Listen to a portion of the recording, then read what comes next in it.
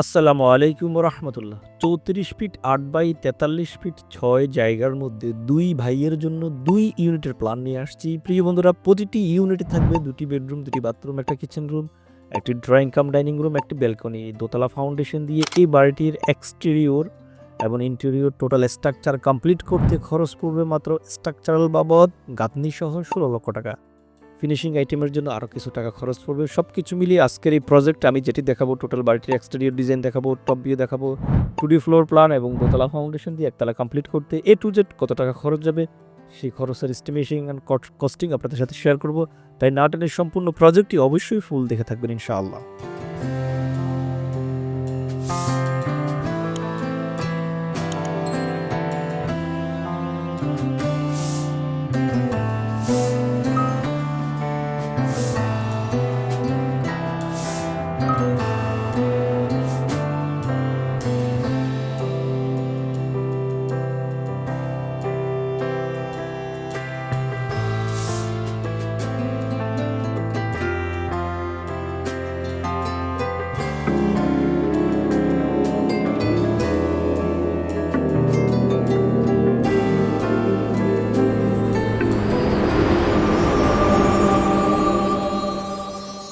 বিসমিল্লাহির রহমানির রহিম। আসসালামু আলাইকুম রহমতুল্লাহি তাআলা ওয়া বারাকাতুহু। মডার্ন হাউস ডিজাইনের পক্ষ থেকে আপনাদের সবাইকে আন্তরিক শুভেচ্ছা এবং মোবারকবাদ জানাচ্ছি। আমি ইঞ্জিনিয়ার শরীফ হোসেন ফাহিম। প্রিয় বন্ধুরা, বরাবরের মতো আরেকটি বাড়ির ডিজাইন নিয়ে আসছি। আজকের এই প্রজেক্টটি আমরা করেছি আবদুল্লাহ আল মামুন নামে নেত্রকোনা সদর নেত্রকোনার এক ভদ্রলোকের জন্য।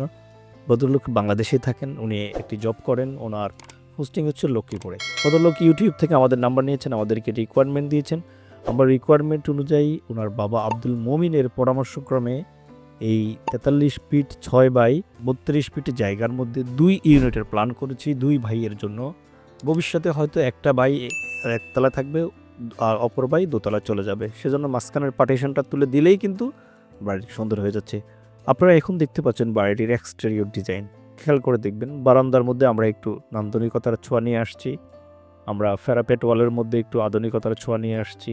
পোর্টসের মধ্যে সুন্দরভাবে অ্যাকোমোডেশন করেছি যাতে সিঁড়ি দিয়ে উঠে পোর্টসে আসতে পারে, এসে বিকেল বেলার সময়টাকে সুন্দরভাবে অবকাশ যাপন করতে পারে। প্রিয় বন্ধুরা, আমরা টাইস যেহেতু গ্রামের বাড়ি, ওইখানে একটু রৌদ্র বেশি পড়ে, সেজন্য ছাদের মধ্যে পেমেন্ট টাইসের ব্যবস্থা করেছি যাতে করে ঘরটা শীতল থাকে।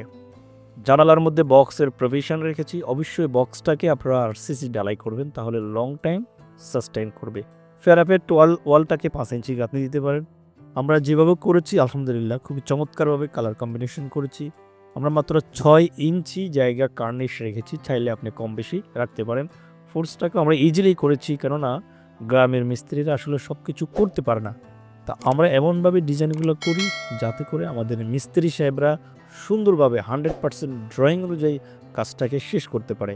আমরা এমন কোনো ডিজাইন অ্যাড করি না যেটার কারণে আমাদের ক্লায়েন্টের বাড়তি খরচ পড়বে, সেই দিকটা আমরা অবশ্যই চিন্তা করে ডিজাইনগুলো করে থাকি।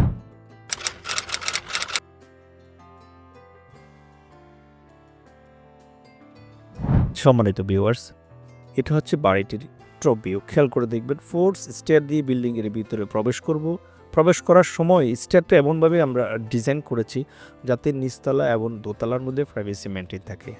আমরা এখানে 2টা ইউনিট সাজিয়েছি, খেয়াল করে দেখবেন।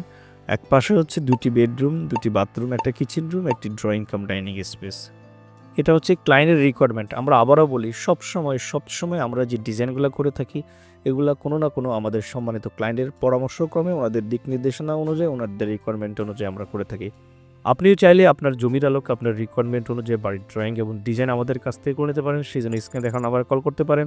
ছোট রিকোয়েস্ট করবো, যারা মডার্ন হাউস ডিজাইনে প্রথম আসছেন, ইউটিউব হলে অবশ্যই সাবস্ক্রাইব করে রাখবেন, ফেসবুক পেজ হলে অবশ্যই ফলো দিয়ে আমাদের সাথে থাকবেন। প্রিয় বন্ধুরা, আমরা এরকম বাড়ির ড্রয়িং এবং ডিজাইন বাংলাদেশের প্রত্যন্ত অঞ্চলে দিয়ে থাকি।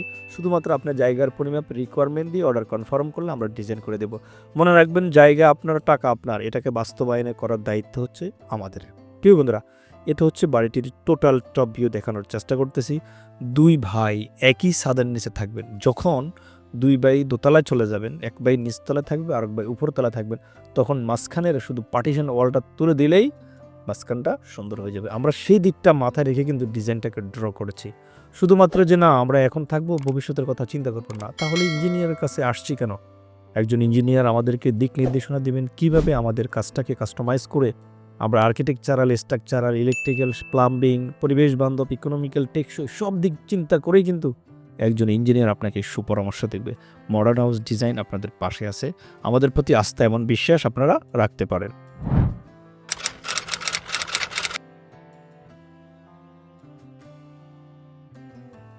প্রিয় ভিউয়ার্স, দেখতে পাচ্ছেন আমরা বাড়িটির সবচেয়ে ইম্পর্টেন্ট যে পার্টটা সেটা হচ্ছে 2D ফ্লোর প্ল্যান, সেটা দেখানোর চেষ্টা করবো এখন।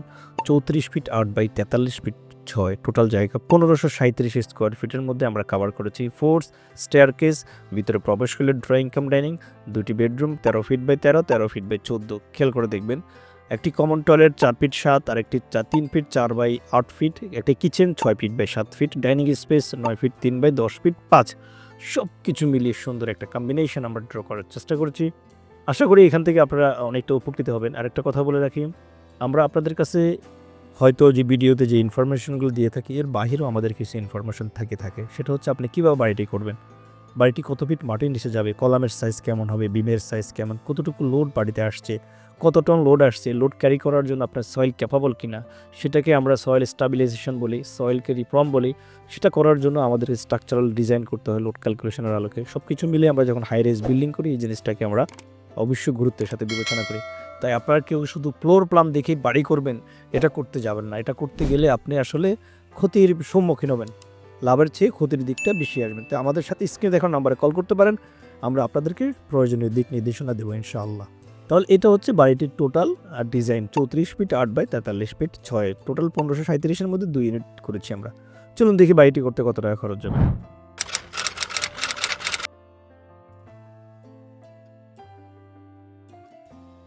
জি প্রিয় বন্ধুরা, আমরা আল মামুন ভাইয়ের যে বাড়িটি করেছি এতক্ষণ আমরা বাড়িটির এক্সটেরিয়র, ট্রবিও, 2D প্ল্যান দেখেছি।